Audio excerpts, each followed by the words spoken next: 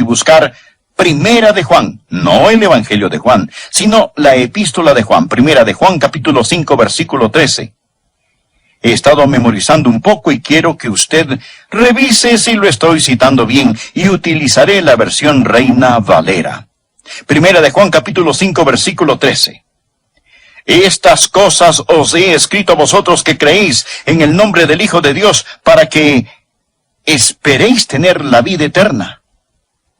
No, eso no suena bien. A ver. Estas cosas os he escrito a vosotros que creéis en el nombre del Hijo de Dios, para que consideréis si probablemente tenéis la vida eterna. Tampoco suena correcto. Estas cosas os he escrito a vosotros que creéis en el nombre del Hijo de Dios, para que deseéis tener la vida eterna. No. ¿Qué palabra es la que me hace falta? Ya la tengo. Una vez más. Estas cosas os he escrito a vosotros que creéis en el nombre del Hijo de Dios, para que sepáis que tenéis vida eterna. Dios quiere que lo sepamos. Amén. No deseo hablarle de una salvación que quizás, tal vez, espera tener, sino de la salvación que se conoce. Alguien dijo, si usted pudiera tenerla y no saberlo, la podría perder y no echarla de menos. Pero la verdad es que si tiene la salvación, lo sabe, y si la tiene y lo sabe, nunca podrá perderla. Necesitamos entender qué es esto que llamamos salvación. Porque Juan dijo, escribí todo el libro para que usted sepa que tiene vida eterna. He escuchado decir, usted no puede saber si es salvo, solo espera ser salvo. Y cuando se muera, se dará cuenta.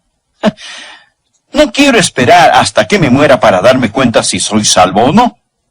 ¿Para qué saberlo cuando sea demasiado tarde? Para hacer algo al respecto. Usted necesita tener esa maravillosa, dulce y bendita seguridad ahora. Un creyente necesita ser un punto de admiración firme de pie, no un signo de interrogación cabizbajo diciendo, me pregunto si soy salvo. Deseo que tenga una salvación que se conoce. Ahora, para saber si es salvo, son dos cosas necesarias. Primero, usted tiene que saber lo que Dios dice que debe hacer para salvarse. Es por ello que Juan dijo, estas cosas os he escrito a vosotros. Usted tiene que saber lo que Dios dice que debe hacer para salvarse. Eso es lo primero. Lo segundo, tiene que hacerlo. ¿De acuerdo? Aprenda lo que Dios dice que debe hacer para salvarse y hágalo. Si usted no sabe lo que Dios dice que debe hacer para salvarse, es obvio, ¿cómo va a saber si es salvo o no? Pero si usted sabe lo que Dios dice que debe hacer para salvarse y usted no lo hace, entonces, ¿qué derecho tiene de decir que es salvo? ¿Qué es la salvación? La salvación es una relación personal con Dios que trae el perdón de nuestros pecados. La Biblia dice, justificados, pues por la fe tenemos paz para con Dios. Estamos justificados.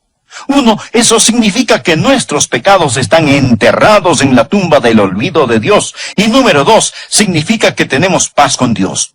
Justificados pues por la fe, tenemos paz para con Dios por medio de nuestro Señor Jesucristo. Esto no significa que usted siente tener paz. Esa no es la idea aquí. Estamos hablando de una guerra y nosotros somos enemigos de Dios y estamos en aprietos. Pero la Biblia dice que Jesús hizo paz mediante su sangre en la cruz y esa deuda del pecado, esa enemistad, esa guerra contra Dios se anuló. Y tener paz con Dios es que Dios es ahora nuestro amigo, Él es nuestro benefactor, Él es nuestro Padre. Él no es ya nuestro juez ni nuestro enemigo por causa del pecado, sino que tenemos paz con Dios. Significa amigos. Perdón y paz significa poder. No estamos solos. Él entra en nosotros. El apóstol Pablo dijo, porque no me avergüenzo del Evangelio, porque es poder de Dios para salvación. Y esa palabra literalmente significa dinamita. Verá, Dios no perdona sus pecados y luego le dice, bueno, yo te perdoné tu pasado. Ahora el presente depende de ti. Él es un salvador, no un policía que lo pone en tiempo de prueba. No es un nuevo comienzo, usted llega a ser una nueva criatura. Ahora tiene ese perdón, paz, poder, presencia. Cuando una persona se salva, el Espíritu Santo de Dios entra en él y el Espíritu Santo de Dios vive en él, él nunca está solo. En la noche más oscura, en el camino más solitario, Dios está con él. Jesús dijo, yo rogaré al Padre y os dará otro consolador para que esté con vosotros para siempre.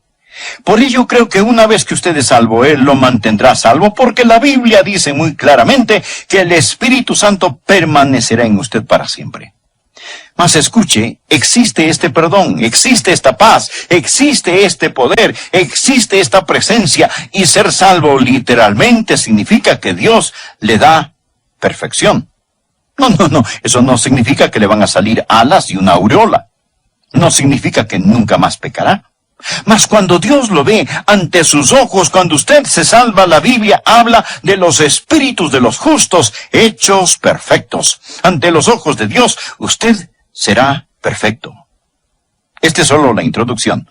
Permítame hablarle ahora acerca de cómo salvarse. En primer lugar, permítame hablar acerca de la naturaleza humana. No estoy repitiendo. Permítame hablarle acerca de la naturaleza humana. ¿Qué creó Dios cuando hizo a un hombre o a una mujer? En Primera de Tesalonicenses, capítulo 5, versículo 23, leemos, y el mismo Dios de paz os santifique por completo. Eso significa totalmente todo su ser. Y todo vuestro ser, espíritu, alma y cuerpo sean guardados irreprensibles para la venida de nuestro Señor Jesucristo. Así que usted consta de espíritu, alma y cuerpo. Primero usted tiene un cuerpo, usted vive en un cuerpo, usted está allí en su cuerpo, ¿correcto? Ese es el traje espacial que usa mientras está en la nave espacial llamada Tierra. Usted tiene un cuerpo y vive en ese cuerpo, es obvio, nadie lo pone en duda. La segunda cosa no es tan obvia. Pablo también habló del alma. Y todo vuestro ser, espíritu, alma y cuerpo sea guardado irreprensible para la venida de nuestro Señor Jesucristo. La palabra griega alma es la palabra psique. Es la palabra de donde tomamos psiquiatría, psicología, psicológico, psíquico. Todas estas palabras se refieren al alma. El alma es el usted. Esa es su personalidad, su idiosincrasia, su inteligencia, su sentido del humor. Generalizando, su alma es su mente, sus emociones y su voluntad. Usted vive dentro de ese cuerpo y usted tiene un alma, ¿de acuerdo? Ahora, ¿qué es el espíritu? La Biblia dice claramente y hace una distinción entre el alma y el espíritu. Recuerda nuestro versículo. Y todo vuestro ser, espíritu, alma y cuerpo sea guardado irreprensible para la venida de nuestro Señor Jesucristo. Ponga al margen Hebreos 4:12. Porque la palabra de Dios es viva y eficaz, más cortante que toda espada de dos filos, y penetra hasta partir el alma y el espíritu. ¿Cuál es la diferencia entre el alma y el espíritu? Tanto el alma como el espíritu son invisibles. El alma y el espíritu son inseparables, pero no son lo mismo. El espíritu es esa parte de usted que lo hace único, diferente a cualquier animal o planta. Dios no le dio a los animales un espíritu. Dios dio a los hombres un espíritu. Es esa cualidad en la naturaleza humana que le permite saber y adorar a Dios, porque la Biblia dice, Dios es espíritu, y los que le adoran en espíritu y en verdad es necesario que le adoren. La Biblia enseña que al salvarnos, el Espíritu de Dios, que es el Espíritu Santo, da testimonio a nuestro espíritu que somos hijos de Dios. Bien, eso es la naturaleza de la naturaleza humana. ¿Qué significa estar perdido?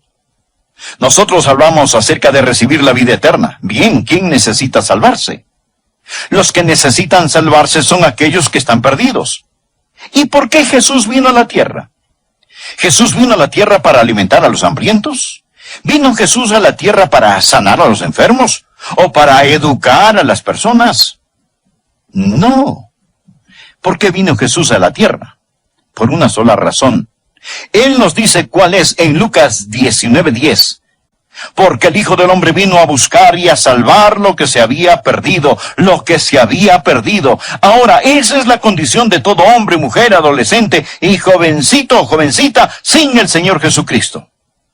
Bien, observemos lo que Dios ha hecho. Dios está aún en el cielo y aquí abajo está el hombre en la tierra. Dios nos miró aquí abajo y la Biblia dice, mas Dios muestra su amor para con nosotros en que siendo aún pecadores, Cristo murió por nosotros. Hemos pecado y ese pecado nos separa de Dios, mas este no ha impedido que Dios nos ame. Dios, lleno de misericordia por la condición lastimosa del hombre pecador, dijo, yo lo haré. Y entonces Dios el Padre, Dios el Hijo, Dios el Espíritu Santo planearon nuestra salvación y Dios el Hijo, el Señor Jesús, bajó del cielo, dejó esos palacios de marfil para venir a este mundo de pesares. En Navidad, un bebé nació de una virgen. Tan Dios como si no fuera hombre del todo y tan hombre como si no fuera Dios del todo. Él tenía que ser un hombre para pagar la multa del pecado. Nuestro dominio y legado se perdió por un hombre. La Biblia enseña que por medio de Adán todos mueren, pero en Cristo todos seremos vivificados. Él tuvo que llegar a ser un hombre para redimirnos de nuestro estado de muerte. Dios se hizo hombre y el infinito se convirtió en un infante. Él nació en Navidad. ¿Y qué hizo Jesús? Permítame mostrarle el próximo versículo, Juan 14:6, mírelo. Jesús le dijo, yo soy el camino y la verdad y la vida, nadie viene al Padre sino por mí. ¿Qué hizo Jesús? Jesús murió en esa cruz y ahora, con la áspera madera de dicha cruz, Él ha construido un puente entre el hombre y Dios. El hombre intentó cruzar ese abismo y acercarse a Dios por sí mismo, pero Él continúa rebotando contra la barrera del pecado. Pero Jesús dijo, yo soy el camino y la verdad y la vida, nadie viene al Padre sino por mí. Sea razonable, mi amigo.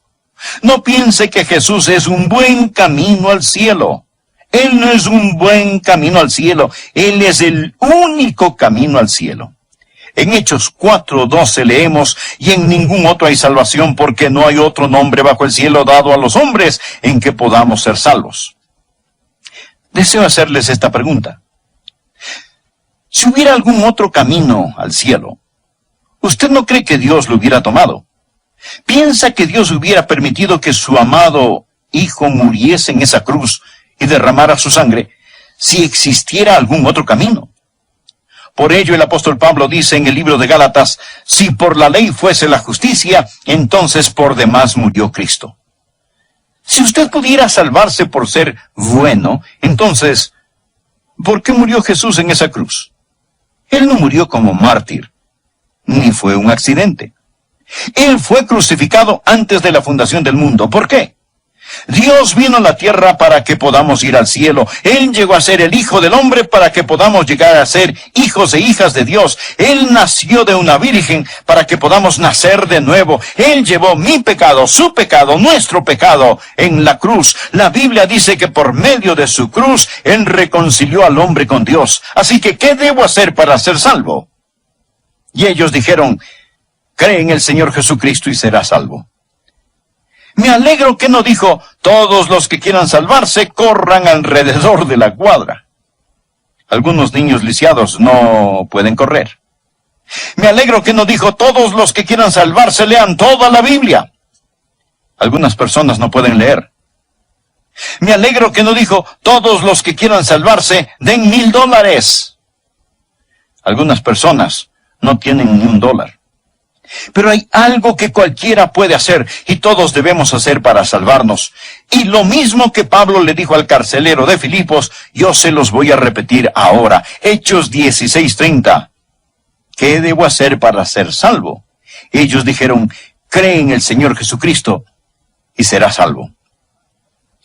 ¿Recuerdan lo que ser salvo significa? Significa ese perdón, significa presencia, poder, perfección. Significa todo eso. Hay un trono y sentado en ese trono está una gran E. ¿Sabe usted lo que simboliza? El ego. Porque verá, cuando un hombre está espiritualmente muerto, Dios se aleja de su espíritu y entonces, ¿quién toma el control? El alma, la mente, las emociones y la voluntad. Cristo está fuera de esa vida y el yo, el ego, está en el trono. Amigos, ahí es donde están la mayoría de las personas. Todas las personas de este mundo, sentados en el trono de su propia vida, están diciendo, es mi vida y yo voy a hacer lo que yo quiera. Nadie me va a decir lo que tengo que hacer. Nadie me tiene que decir ni esto ni aquello. Es mi vida. Permítame decirle algo más. Una vida controlada por Cristo. En esta Cristo no está fuera. Cristo está en esa vida y Cristo está en el trono de esa vida. Un creyente no es alguien que simplemente cree intelectualmente que Cristo murió por sus pecados. El diablo cree eso. Un creyente es alguien que ha invitado a Cristo a morar en su vida. Ahora recuerden nuestra escritura que dice, ellos dijeron, cree en el Señor Jesucristo y serás salvo. Esa palabra cree es la palabra griega que significa literalmente confiar. Confiar. Usted cree que un avión puede volar, pero debe confiar que va a volar para poder abordarlo. En esta ilustración tenemos a Cristo en la palabra de Dios. El que oye mi palabra y cree al que me envió.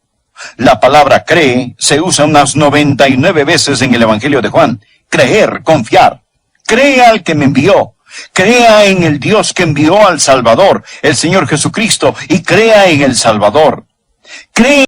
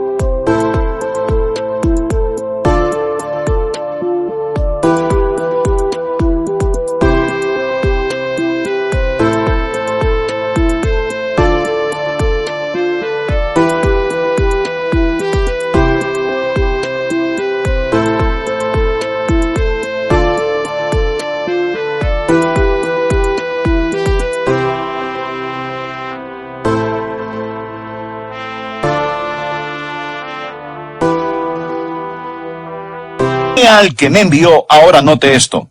Tiene vida eterna y no vendrá condenación. Ir a condenación significa ser juzgado, significa morirse e ir al infierno. No vendrá condenación, mas ha pasado. No pasará, sino que ha pasado. No vendrá condenación, mas ha pasado de muerte a vida. Amigo, cuando usted entrega su corazón a Jesús, queda resuelto, queda por sentado. Usted ha pasado de muerte a vida. Usted no recibe la vida eterna cuando muere. La recibe en el instante que cree en el Señor Jesucristo. De cierto, ¿sabe lo que estas palabras significan? Significan, preste atención, preste mucha atención. Esto es verdad. Esto es verdad. Escuche, de cierto os digo, el que oye mi palabra y cree al que me envió tiene vida eterna y no vendrá condenación, mas ha pasado de muerte a vida. ¿Cómo sé que soy salvo? No por mis sentimientos. Recuerda el versículo con que empecé, 1 de Juan 5, versículo 13.